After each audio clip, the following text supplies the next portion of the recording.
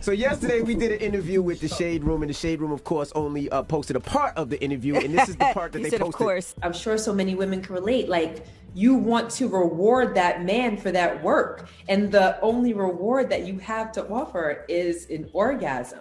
But even if I didn't feel it, I would still be performative.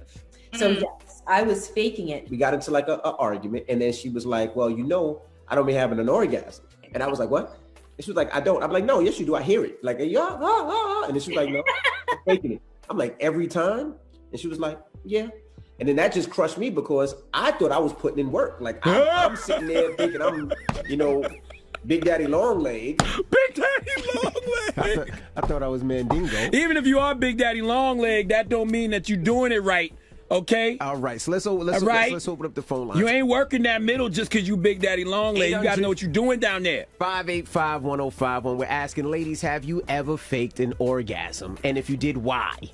When me and my wife wrote this book, I found out years ago that she was faking orgasms. So pretty much our first 10 years of our relationship. She absolutely goes into it in more depth on lip service while you were not in the room. I've heard this before. I even read it in the book. I don't know why it's so funny now. But you got to remember, we were together since 16 and 15. So at about 17 when we started having sex, I didn't know what I was doing. I was her first. You said you was Big Daddy Longleg. I thought I was Big Daddy Longleg. I thought I was Mandingo. And I didn't know. And then I realized you had to learn. First of all, you're too big to be a Mandingo.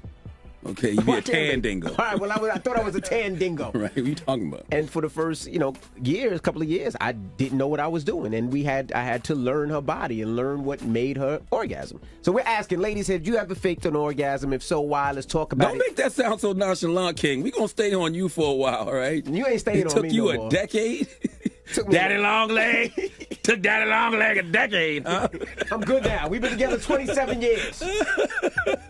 First 9, 10 was a little right. Are you sure you good? How do you know you good? How do you know the acting hasn't gotten better? Mm-hmm. You want to try? I haven't orgasmed in 12 years from you. Okay, so I feel her pain.